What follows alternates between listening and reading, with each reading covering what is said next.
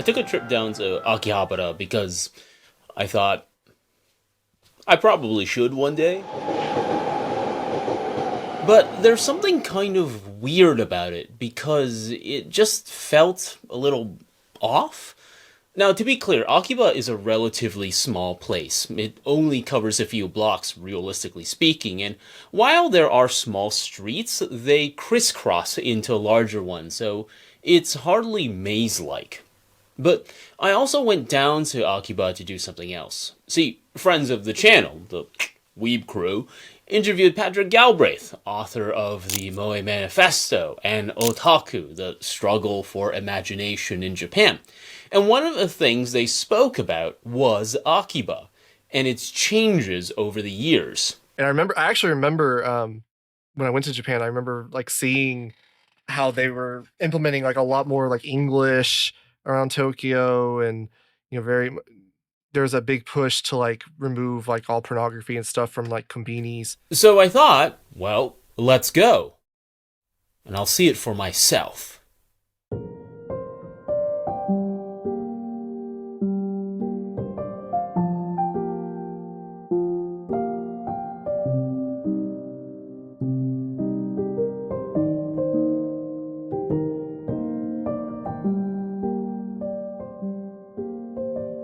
These are figurines I bought in Akihabara over the course of some years. Most of them are from about 2000, I'd say 6 or 7-ish. Some are a little bit more recent, like this Nanachi from Maiden Abyss is one that I had to look really hard for. I actually found it in Akihabara. It took a while. This is Patrick Galbraith. My name is Patrick William Galbraith. I'm an anthropologist. I'm also a teacher here at Senshu University in Tokyo. I've been doing field work in Akihabara since 2004. So this is my year 20 of field work in Akihabara. And so I've seen a lot of the changes going on in that neighborhood from, the electric town to the otaku town to kind of where it is now, which we'll talk about later. But yeah, so I've been living in Tokyo as long as I've been doing field work here, and I've been coming to Akihabara pretty much every day for some sort of observation since 2004. I think that it's got that face. You come out of the station, you see a lot of images of cartoon characters. The density is still, really overwhelming compared to other parts of town.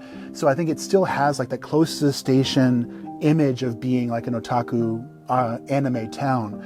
But then once you get a little bit deeper, it's kind of changing a little bit. So I would say that, in the last, since maybe 2008, 9-ish, there's been slow changes going on, and that sort of came to a head during COVID and in the sort of post-COVID moment that have really changed things in the neighborhood.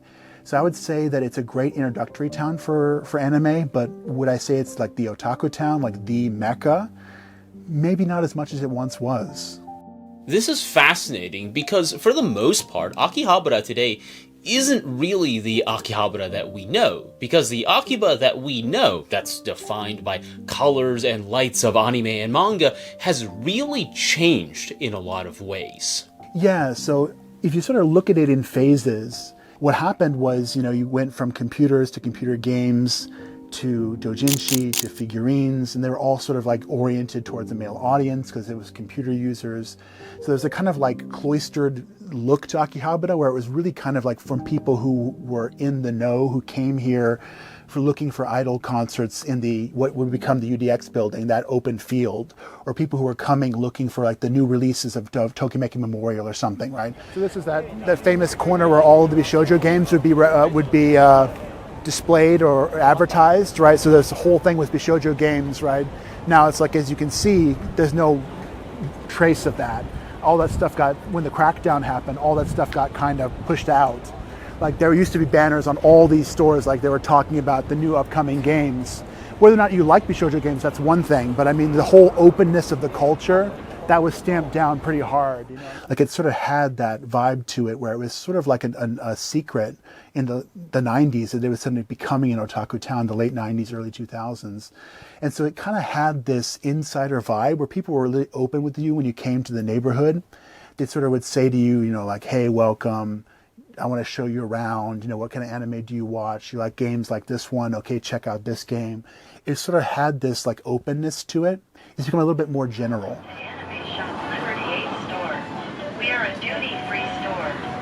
people are coming for like a introductory stuff. Like they're coming for One Piece, like shonen series. They're coming for Miyazaki Hayao, Ghibli films. They're coming for, Tezuka Osamu, Astro Boy stuff. So they're kind of like seeing Akihabara as a face of that culture. What's interesting is that it never kind of was that. It always was more subculture, like Bishoujo, cute girl character type stuff. So when they were coming in the 2000s, like when the first wave of tourism came, it was really, there was a lot of friction because they didn't sort of see the face of anime as they wanted to see it. This is something Patrick talks about in the book, Otaku and the Struggle for Imagination in Japan. Akihabara became a subcultural war zone between the influx of money and political attention and the grassroots regulars who found it home.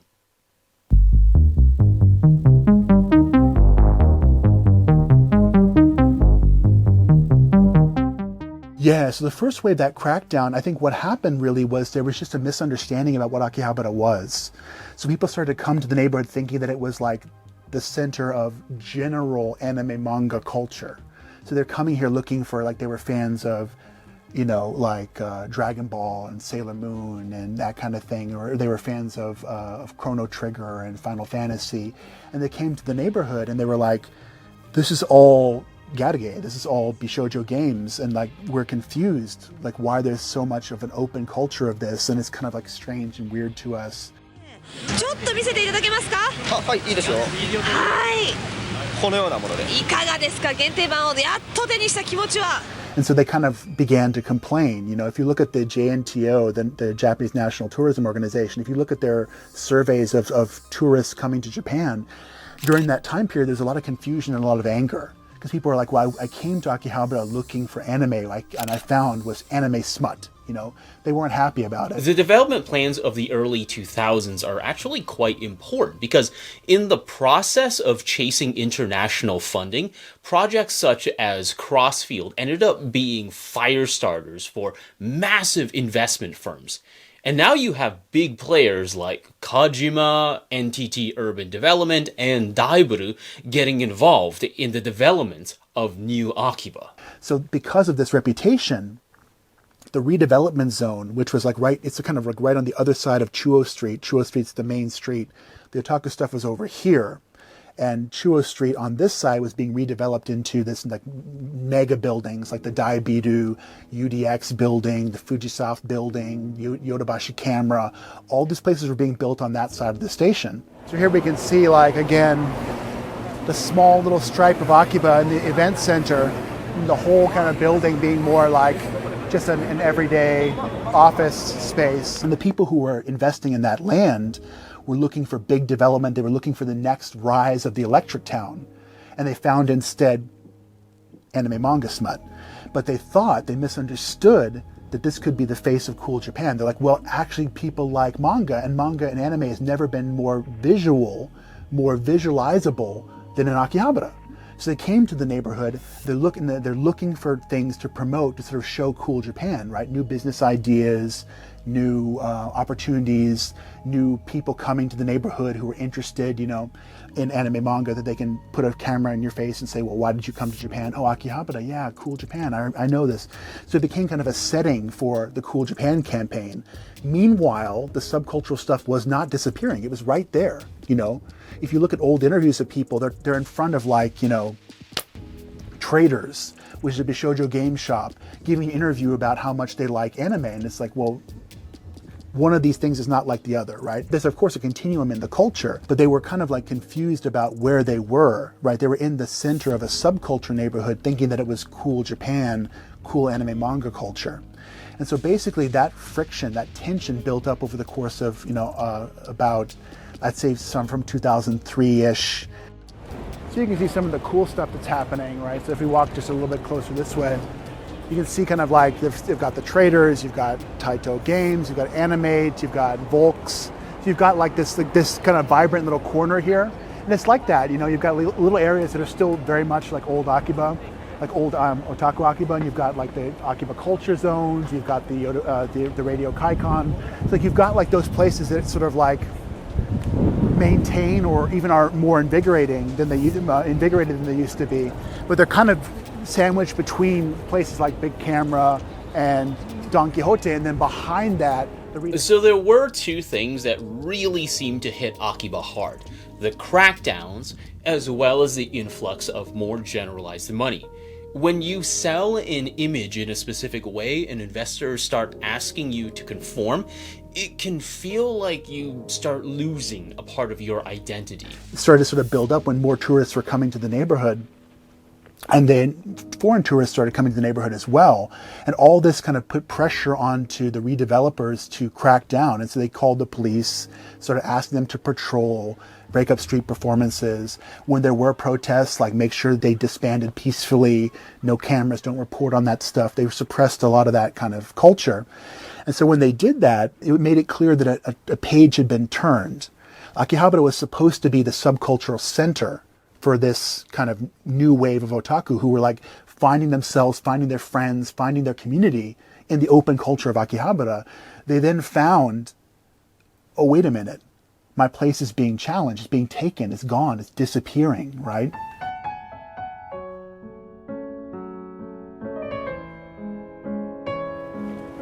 So over here, this corner was where the Volks had their building. Before that, that's where Yamazaki, Yamakawa Denki, I can't even remember, one of the big department stores for electronics was there. But now you can see it's like half empty, and the other half is Daikoku pharmacy, you know. So you could find that stuff anywhere. As that kind of redevelopment happened, the police started to crack down onto performers on the street. So there was no more idol concerts, there's no more cosplay, no more flash mobs, things like that. No more walking around in your favorite costume and character, or even like anime shirts. You'd be questioned by the police randomly, they would say. But there was a crackdown that really sort of chased a lot of people away because they felt, oh, we're being displaced by this tourism boom, by this new cool Japan image.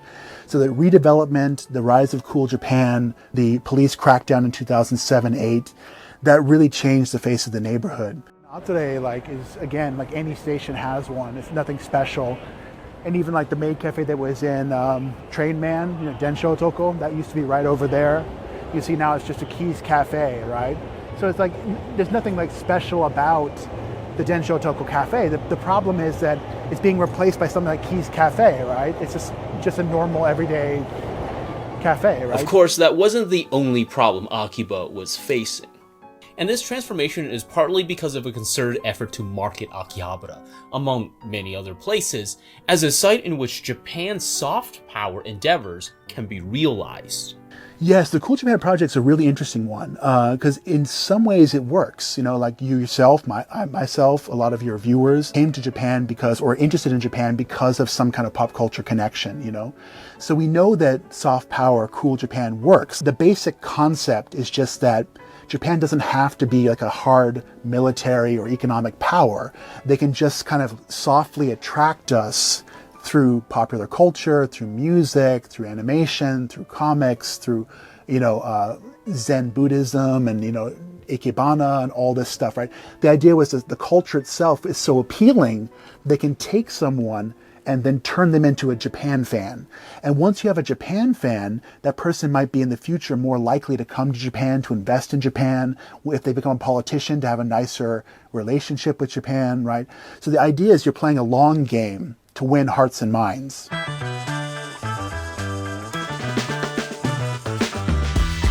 American brands in every nook and cranny of the world.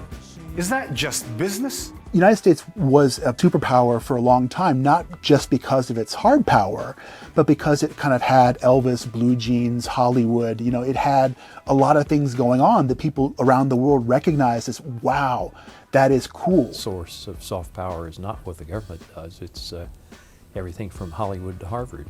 It's American entertainment, American universities probably do more to convey American culture than anything else.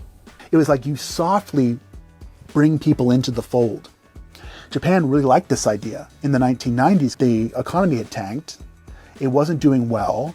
The politics were crazy. It looked like kids were going crazy on the streets. Shimikyo, the cult that released sarin gas on the Tokyo subways. You had the Hanshin earthquake, right? All this stuff was happening in the 90s. People were like, well, it's the end. It's the lost decade. We're losing everything. There's no sign of hope in this country. And then they saw, well, but wait a minute. Exactly at that moment, Sailor Moon, Dragon Ball, Pokemon, right? 1, 2, 3. The hits are coming one after the other. I may have to work to convert my kids' Pokemon habit until I'm 75. And so when Japanese politicians saw this, they said, wow, it works. We have evidence that soft power is bringing people to the nation, is developing good feelings, is bringing us money, it's bringing us political good feelings, goodwill that we can use politically in the future. It's always been a kind of bilateral narcissism with Japan and the United States, right? Where Japan needs the United States to like it, right? You're a pupil, you tell me what you like, and then, okay, that makes it have value. On the other hand, the United States needs Japan to be its kind of like Oriental other, the one that sort of gives us exotic, erotic content, right? So the two are like always looking at each other, right? So people have called this bilateral narcissism. And this is a perfect example of that. Anime and manga was popular in East Asia, it was popular in South America, it was popular in Europe, it was popular all around the world before this. But when Japan was at its lowest kind of sense of moral, right? We've lost our morale. We don't have the same kind of vigor we used to have. They looked to the United States. The United States said, hey, you're cool. And they said, whoa, all right. これは日本の漫画やアニメ、ゲームなどのポップカルチャーが今世界中で高い評価を受けている現象を表す言葉なんです。See it happen in almost real time, right? So the main street used to be like housing for all these kinds of small subculture stores, really openly advertising. Now they're being redeveloped into these more glassy fronts of like buildings you can find in any part of Tokyo, right? So the whole kind of like character of the neighborhood is being questioned by this new redevelopment and ongoing development. They just had no idea what they're investing in. They invested in anime and manga thinking that it was like all safe, good things for families and for children and for, you know, the whimsical at heart. They didn't know that it was like things like Orihimo, for example. They were like, they just didn't know that there was all this content that would spark controversy when it spread overseas, right? So when that happened, when there was that friction, the place you could see it most clearly was Akihabara, right? Because they were investing heavily in the idea of manga and anime, but they were confronted with the reality of manga and anime subculture right there in its most unvarnished form. So that's kind of like how, does it work? Yes. Did it work in the case of Akihabara? Maybe not. It might have backfired because what was a subculture became held up as cool culture, and that really sort of ended up exposing a subculture and making it, you know, showing it to the light of day in a way that really caused a lot of backlash. To this very day, you know, CNN, BBC, the UN, when people want to sort of have an image of bad Japan, they come to Akihabara. They take pictures of doujinshi, right?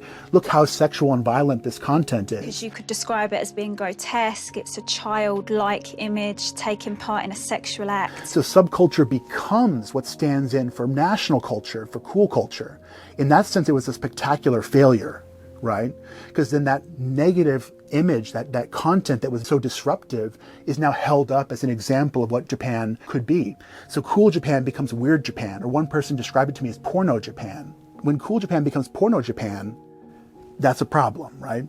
The cultural influence is still there. You're still getting a lot of feedback, but are you winning hearts and minds? Maybe not the ones you originally intended to win. But for all of its changes, this wasn't the only nor last time for Akiba to be hit in such a way.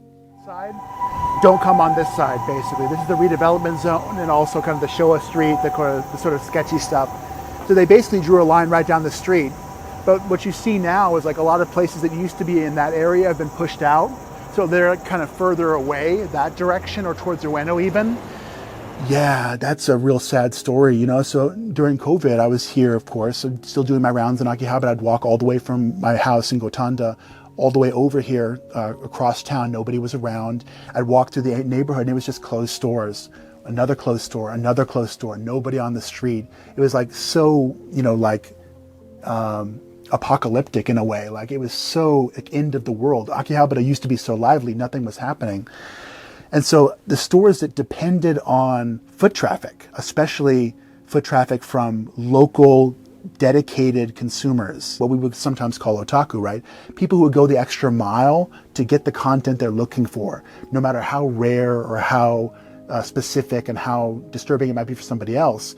I'm looking for that content. I will go the extra mile. I'll find your store in a back alley, a back room. I'll pay you a king's ransom for the content, right? That kind of audience just wasn't there anymore. They couldn't find that same stable base of people to support their stores.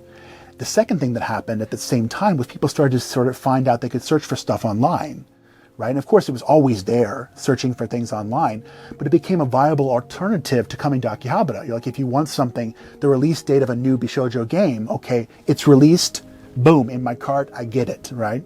All that you lose in the process, and this is kind of like, I'm being facetious, but all you lose in the process is all the culture.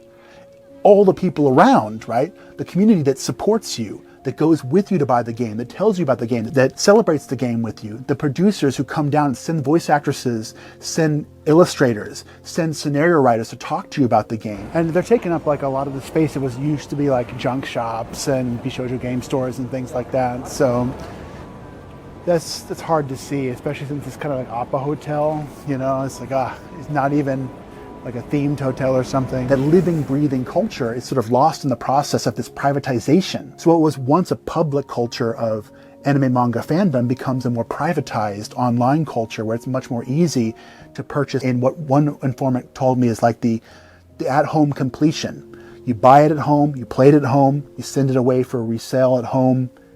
It's all completed in the circuit of the house. This is really important. When these sorts of shops close, there ends up being a major problem. Who comes in to take up residence? One of the big issues is that people who move in aren't necessarily the people who have been part of Akiba, but at the same time, they also have a vested interest in cashing in on specific elements of the Electric Town's cultural cachet.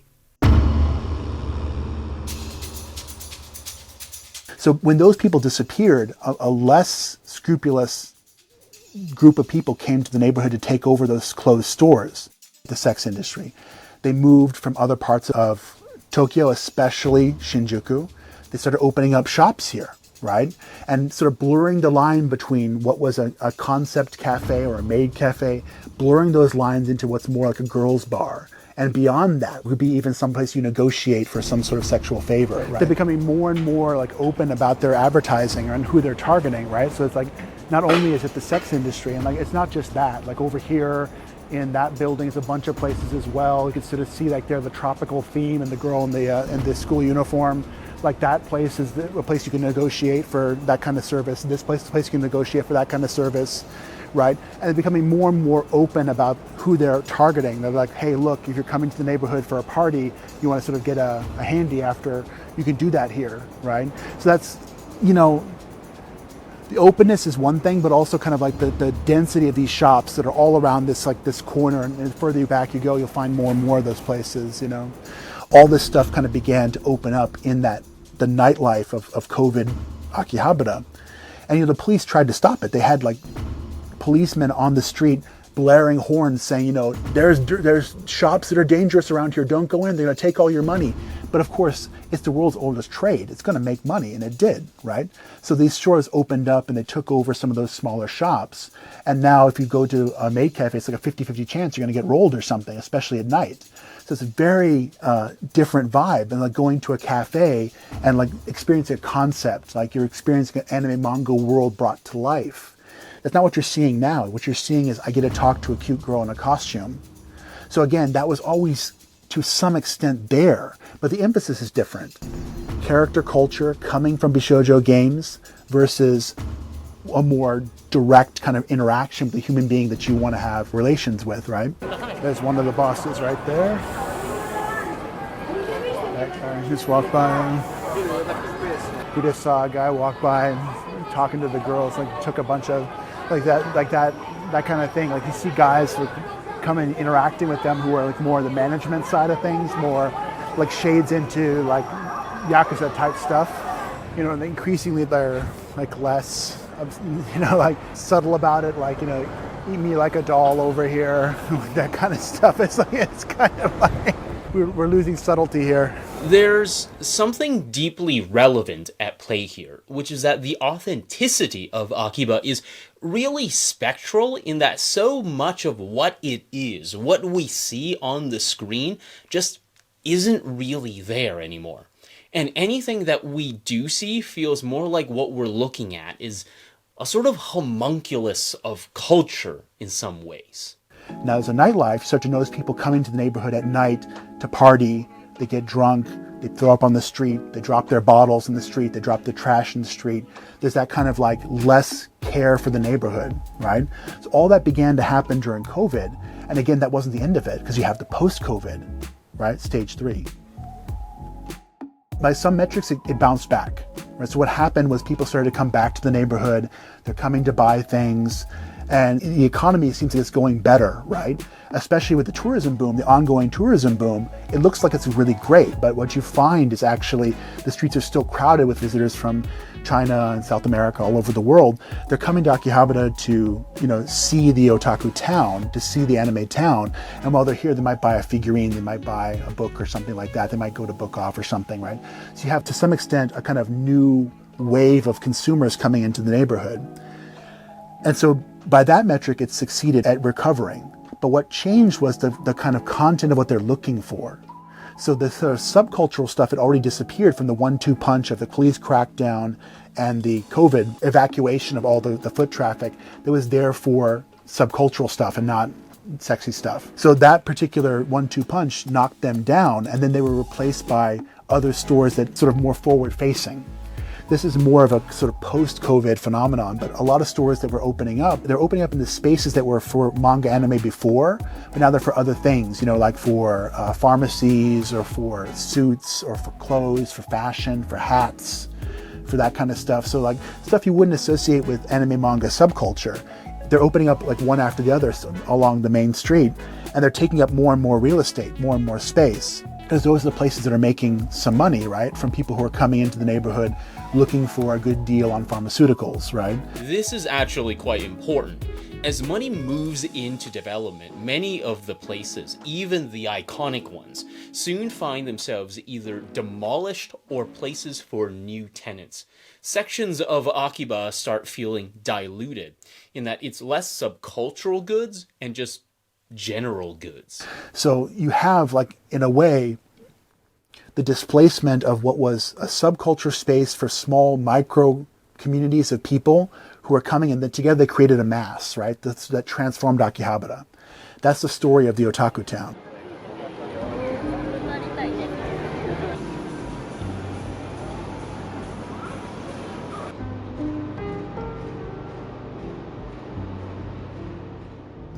Now what we have is masses of people coming looking for, more general things, more general goods, right? And they find that here. So then the stores appeal to that kind of customer. That kind of customer comes to Akihabara. And it becomes a cycle of self-fulfilling, right? So more and more people are coming for touristic reasons, not necessarily manga anime reasons. Like they're coming to make big purchases. And those big purchases might be at Yodobashi Camera because it's a big store, but it might as well be at Shinjuku, right? Because there's nothing really about Akihabara that makes them want to come here above that. Their bus just happens to stop here. They jump off, they make a purchase, they come back, they go back home. They got a rice cooker, they've got a TV. They've succeeded in their shopping, but manga anime isn't really part of the picture anymore. So here's Cafe Malish. Cafe Malish is kind of a cool one. This is the one that was featured in Steins Gate. So it's where Hoin Kyoma and Daru come for their drinks. So it's kind of an older cafe. It's a cafe that's been running continuously in the same spot for longer than any other maid cafe. It's not the first, it's actually the second maid cafe in Japan, but you can see how long it's been operating in the same location. The other maid cafe that was Cure Maid was before this, but they moved from their location into like the new tourist area, the more sort of like closer to the station, duty-free kind of stuff. So this is probably the reigning subculture cafe. Like literally, I've talked to people in the neighborhood who say like, you have tourist groups who come into the place, they're taking pictures, they're looking around, they leave without ever purchasing a single thing. They're not really into the manga anime that way. They want to sort of have the image. They don't need the content, right? So that's kind of a story of what's happened in Akihabara in many ways, right? The image remains, right? And sometimes it's very strong. Some of the signboards are still up, some of the stores still have their banners out, So you see manga anime stuff on the street, and it looks like it's kind of going to be the best location to buy manga anime goods. You go into the store, people aren't really purchasing. And what's actually there to purchase isn't the stuff that's going to be drawing an aficionado crowd. So you have kind of like a hollowing out of the neighborhood. The content disappears and the image remains, right? There's a really good example of this. If you walk down the main street through the duty-free stores, there's the big pharmacy Daikoku on one side. On the other side is the Ideon, which has all the the duty-free stuff.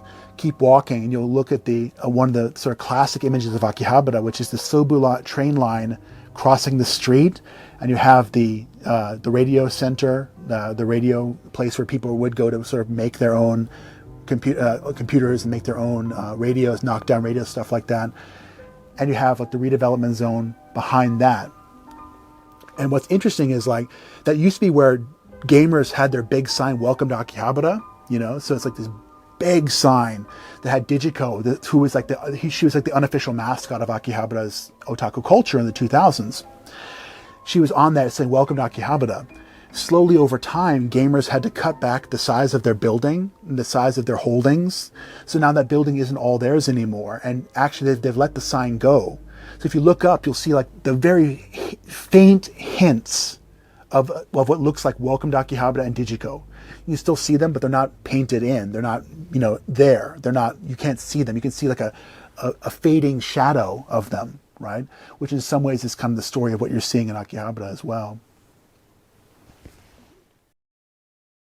See, that's really interesting. Perhaps the world of anime and manga is long past Akiba. After all, there's places now that have taken up the mantle of Akiba in a few ways. And so the experience of the mecca of anime and manga fandom isn't really doing it anymore because the space itself has so dramatically changed. So where has all the subculture gone?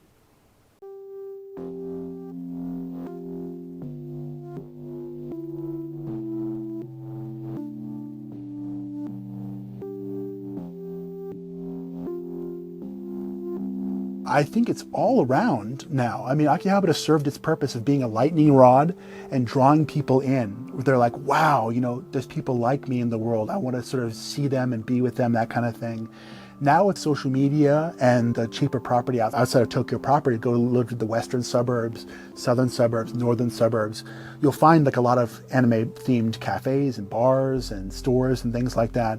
It's kind of like a reverse phenomenon, Like K-Books used to be located in the north part of Tokyo and they moved to Ikebukuro. There was a sort of movement of all these stores that were spread out across the city into a couple big hubs of activity. And that was the symbolic transformation of the city and the coming out of otaku. That was the otaku boom, But I think now what you find is we don't really need that lightning rod as much as we used to. People are finding these smaller spaces on their own. They're going and they're sort of forming communities around the city, like places you wouldn't even think of, like Asagaya in Western Tokyo. There's a whole community of people there who are otaku. They have their own little subculture of bars and cafes and things that they go to, and they support like a Denpa-kei type music culture in the west part of Tokyo. So all over you find little pockets like this. So I think that it hasn't disappeared really, it's just dispersed. It's, instead of coming into one space, kind of exploded out. It's like a Big Bang thing, right? It came into Akihabara, it came into Ikebukuro, it became so dense and so much pressure was put onto it that it just exploded and went back out into the universe, right? In a lot of ways, it feels like the death of Akiba, not in the literal physical space, that continues to linger, but in the way in which the space reflects and is reflected in anime and manga media. Akiba as the vision to be sold of Akiba through all of these materials just isn't what it is in many of these materials, but it's these materials that continue to generate new visions for visitors, and there ends up being a strange sort of tension about what Akiba is. This is where Kirmei Cafe used to be located, but it was like the whole building was like anime manga stores. Look at it now, right? It's Gashapon Kaikon and then nothing, right? It's just... The birth of the Personopolis, the idea was a private space. Like, so what was a private space becomes public, but it's not public because public is actually different people, different opinions, different voices in the town square that give us kind of like what we consider to be the public in the Western sense. Morikawa's idea was actually what's happening in Akihabara is so many people with shared interests, like private interests, have come into one neighborhood that they are attracting sellers to sell them things. So the personality of the private individual consumer who loves anime and manga, who loves bishoujo games and dojinshi and figurines, they've collected in Akihabara, and the power of their shared interest has transformed the city around them into what is like a reflection of their personality, thus the Personopolis. So what he's saying there is that a private space is kind of like taken over public space, right? I think you could argue that it's the death of it, because what we're seeing now is a return to a kind of public. Different people, different kinds of interests, different opinions, pressure coming from people who don't like what they're seeing. That changes the content, right? It's no longer one kind of personality, one kind of person who's gathering here. It's a lot of different kinds of people. So to the extent you think otaku means what it meant in 2003 to Morikawa, and he's very clear what that meant. It meant like a tokushu na shumi, like a special interest kind of thing. That special interest community that he's talking about might have sort of dispersed and disappeared. I think what you're finding now, though, is a lot of people came to the neighborhood who wouldn't have come before. A lot of women come to Akihabara, they say it's a lot more friendly to them now. A lot of foreigners come to Akihabara, they like it just fine, you know? So are they otaku? Sure. So I think it's not that it's died, it's that it's changed, that's all. It's no longer the center of subculture and interest. It's now kind of the center of an image of an open otaku culture, which is very attractive to people from around the world. They're like, I want to be at a place like that. Think about it like a convention, right? It's like a convention every day. It's what we think of as Akihabara. I think that image serves a purpose. It gives people orientation towards an open otaku anime culture that they want to be a part of. That's a global movement. Whether or not Akihabara truly is that or not matters less than the fact that it serves that purpose, right? As a lightning rod for that kind of global movement. And then domestically, it's similar. It kind of becomes a symbol of an open otaku culture that we can reproduce in our own little smaller communities, right? Yes, this used to be the junk shops. And then they sort of changed over into, like, now a lot of the food eatery places are around here. So like people lining up for fried beef cutlets. I think if you look at the way Akihabara was talked about, especially by Morikawa, he's very influential. If you look at the way he talks about it, it's kind of like, you know, the booms, Tokimeki Memorial, Evangelion, changes the neighborhood. People start to rush to sort of figure out what they can sort of sell some figurines to this kind of new emergent consumer class of computer game players who also like anime manga, right? So all of that kind of is the movement that transforms Akihabara in a way that was unexpected. I think Morikawa is absolutely right that no one expected this to happen. If you look at the floor plan for the Radio Kaikon, I mean, even the name, the Radio Kaikon, people didn't expect it to become a center for anime manga culture, and yet it did, through this kind of like new attraction to people coming to the neighborhood to then buy and sell anime manga goods. Will it happen again? I think it's going to be difficult because the land is so weirdly central. One of the phenomena that makes Akihabara so special that people don't really think about is it's really easy to access by train. It's very, very convenient. And it's also located like within spitting distance of the Imperial Palace and a bunch of embassies, the Budokan, Yasukuni Shrine. It's right there, you know, in the same ward as a lot of these places. So because of that, like, it's weirdly central, but it was marginal. Because during the 90s, when people were closing down their shops and computers were taking over and computer games were taking over, it was still kind of like a marginal space. Morikawa is really, really good at documenting how people sort of treated this as kind of like a backwater. Like Akihabara, like, that used to be the place we bought televisions and washing machines and refrigerators, but now we can buy that at a hub station, we can buy that at Shinjuku, we can buy it in Ikebukuro, we can buy it in Ueno. We don't need to go to Akihabara for this. So it was kind of like a backwater during the 90s and then into the 2000s, despite being centrally located. So when it transformed, I think it caught everybody by surprise. Close to the Imperial Palace, you have anime, bishoujo game images right there on the street for everyone to see. I think that surprised a lot of people, right? And I think that level of mixing and matching, where a neighborhood that is so central becomes a subcultural hub when people aren't expecting it to become that, right? Whether or not it was sui generis, I think it was definitely very surprising for people. And that surprise brought a whole bunch of media to the neighborhood to then report on it, right? the sort of emerging communities I've been talking about in other parts of Tokyo, they're not getting the same kind of attention because it's not central the same way, and also it's not as visual. It's not like a whole block has been taken over by anime manga culture. So because it hasn't happened that same way, you don't have the same interest from a lot of domestic and foreign media. So I think it probably would be hard to reproduce organically, but can you reproduce it inorganically, like through investment? Sure. They're doing it in Ikebukuro right now. They're investing directly into making that into a new center for anime manga culture. And it's succeeding, right? The biggest anime is located there. You got this huge theater there. The Tokiwaso apartments where Tezuka did his original drawings when he came to Tokyo, that's there as well. The ward is really invested in turning themselves into what they say is the past and future of otaku culture or anime manga culture. And I think that's a really good example of how good city planning, good investment can actually transform an existing subculture into something bigger. It didn't happen that way in Akihabara. It was more hodgepodge, it was more friction, it was more kind of pushing back against the unexpected elements and eventually clamping down and killing those elements. That particular movement and moment might not be reproduced, right? I think you do see the birth of like new communities though. Every time you have like the gathering of a bunch of otaku together, you can transform any space into otaku space, right?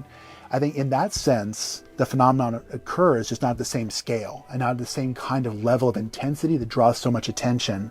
Because again, the location, the media, the unexpected moment, the cool Japan movement, all of it together made Akihabara so special in the discourse, so central in the discourse, where arguably Ikebukuro was the original otaku town. That's where anime was originally founded, right, in the 1980s. So it was the first anime department store founded in Ikebukuro, and then around that other stores opened. So the argument can be made that Ikebukuro actually was the original otaku town. But when the game started to sort of take off in Akihabara, it drew the male audience from Ikebukuro into Akihabara, and it created that density of personality that Morikawa was talking about, that density of interest. They were interested in Bishoujo games, manga anime style character interaction games. And then those games were always catering more to men at that time. So it then drew in the male audience. Then from an extension of that, you have figurines, you have doujinshi, you have cosplay cafes, things like that, right? So it was more masculine oriented compared to Ikebukuro, which was more gender equitable in the 80s. And it becomes, for a while, more oriented towards women when men go to Akihabara, but now it's going back to a little bit more gender equality in terms of the number of people coming. More men and women are gathering in that neighborhood. So, an argument is to be made that that was the first and maybe the future otaku town. If you go to Akiba now, will you see the Akiba as presented in anime and manga? No, you're probably not. And it's not because anime and manga are unrealistic, but they're capturing a specific set of memories that aren't possible to replicate. The money won. But that doesn't necessarily mean that Akiba isn't worth going through. There are still places and cafes still around, and while it has been difficult, it's a great jumping off point for exploring spaces defined by their subcultural antecedents. This is my first experience in Akiba, and there's something really important about that because I will never experience the Akiba as the way I first experienced it in anime and manga media. It's just not possible. The space itself has moved beyond me so far away that there's no way for me to experience anything, even an effigy of sorts of what I watched in shows years and years ago. And so there's something really sad about that, because if there's going to be any reflection of Akiba nowadays, it's probably going to be on the grounds of it as a space that's completely compromised.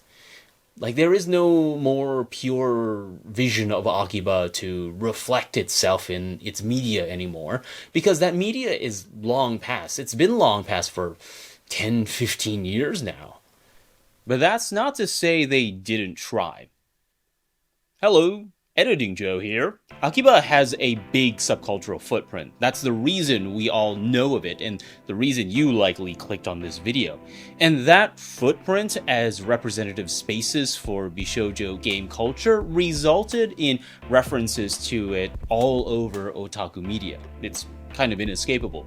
The locality, these couple blocks, the views people saw as they visited are held frozen in time within the same media that interestingly helped create that incarnation of Akiba in the first place. Some works feature a particular store or maid cafe, like Steins Gate. Others attempt a larger undertaking. One example that comes to mind is the game series Akiba's Trip. In these games, Acquire went so far as to recreate not only Akiba's geography, but entire storefronts, complete with their mascot characters, turning them into actual in-game shops.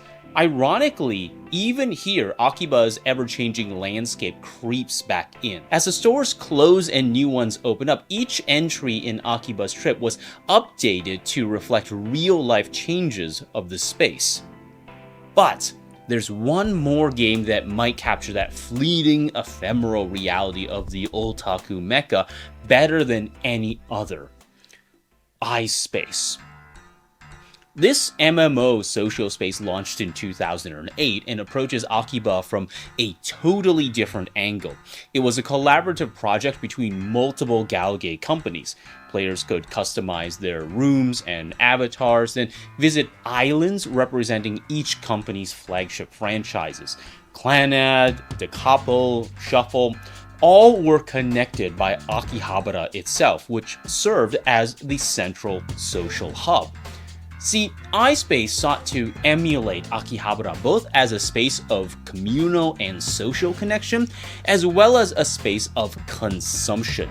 Players can cosplay characters, buy digital merchandise, play mini-games, and chat with like-minded otaku. It constituted another attempt to capture and digitize Akihabara as it existed in the mid-2000s. Now, you may have noticed that I'm using very crusty looking footage of the game. It did shut down in 2011. That version of Akihabara is just as gone as the Akihabara of its era. But does that mean there's nothing to actually visit? Again, I think that foreign pressure is like a double-edged sword. On the one hand, there's people coming to the neighborhood who want to have more anime manga stuff. They want to have it be more of an otaku town. And that really supports the thriving and the continuation of the image of Akihabara as an otaku town. People who come here and desire it to be so, make it so. Culture as doing. They make it so through their actions and their practice. So I think that foreign pressure is one thing. It's actually a good thing. That's helping the neighborhood maintain a lot of its reputation, a lot of its interest. On the other hand, you have people coming to the neighborhood who really still want to crack down on some stuff that remains. Some very small subcultural pockets remain. And they're always picked up by people who are upset about, what's happening in Japan. So you have like Melon Books or something. How many times is Melon Books going to be picked up by the foreign press and talked about in terms of how bad it is, how terrible it is? Inside here is a huge variety of manga porn openly on display, including stuff like this. Now, you can see from the outside cover, this is clearly a child. And I feel sorry for the stores. It's no wonder they don't like people coming in, because they're like, well, are you coming in to buy something, or are you coming in to take a picture that you're going to put into the newspaper about how terrible we are? So like that kind of friction, that kind of tension, I think undoes the goodwill. It undoes that kind of continuation of the otaku town.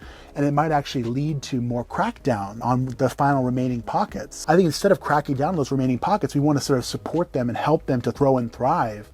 Because the diversity of content, the diversity of all of the different expressions of manga anime is what makes us strong. Come to Akihabara. Check it out. It's a great place for your first stop. Check out the signs, see the neon, see the kind of the old town before it disappears. A lot of stuff is going to be redeveloped, like the radio center underneath the tracks. That's probably going to be closed pretty soon. So all these older places you can see for a little while longer before they get redeveloped. And it was only a matter of time. Like no one really was going in for circuit breakers and vacuum tubes anymore, right? It was really a throwback to a much earlier period in Akihabara, but you can still see things like that. Older buildings, older shrines, older family-run businesses that are still being passed down. You can still see that kind of culture in Akihabara, and I say check it out, right?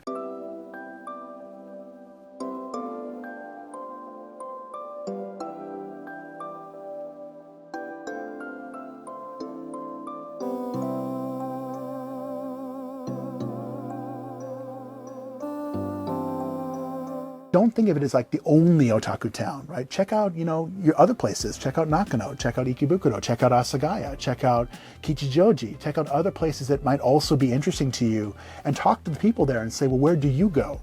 Because a lot of people who I know, they have a lot of suggestions they'd like to make, but they're kind of like, they feel like Akihabara is the one-stop shopping. And I think for a lot of subcultural aficionados, that's kind of a little bit disheartening, because not only is it not the center, it's not the only one. So if you stop and say, I went to Akihabara, I saw anime culture, I think a lot of us are saying, but wait a minute, that's not all there is. Come look, right? Come explore. I think Akihabara could be an invitation, right? Start here, be curious, and explore. Check out other places that are in the city and check out what other recommendations people give you, and live your otaku life, right? Not in one neighborhood, but in the entire city, in the whole country. Go do pilgrimage around the nation. There's beautiful places are in anime all around the city, all around the country, and those places could also be a place for you to explore on your otaku journey.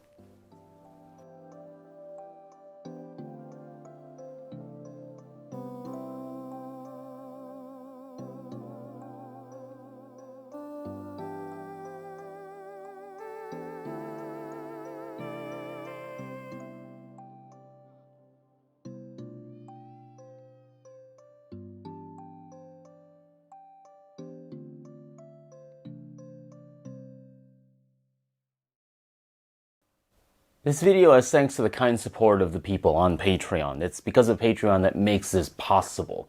But I also want to mention something else. In the time I've shot, edited, and worked on this video, there's already plans for developers to change the block that the Ideon and Oniden are on to make an office complex. Unsurprisingly, part of the commentary from developers is that there's still the electric energy of Akihabara. And that's a little sad, but it's also a good point of reminder. This video is a discussion of Akiba, but it's also a discussion of media. We tend not to think of a whole neighborhood as media. We tend to think of media as a thing out there, physical and contained. Perhaps we might think of it as broadcasted or streamed with beginnings, middles, and ends. But in a lot of ways, by many technical definitions of media, Akiba is media. It interrupts, interferes, forces engagement. It is laden with history and semiotics and symbolism and culture and politics. It is never imputed, but always negotiated. But Akiba is also a space where people are, and it changes. It's a piece of media that persistently changes. And your experience of it is so critically tied to any particular moment in the history of its transformation. So it really reinforces Galbraith's point. The place that I caught that video might be obsolete so quickly, even by the time this video comes out. After all, it's changed since the time I revisit it. And really grimly, it will change the next time I go. And so,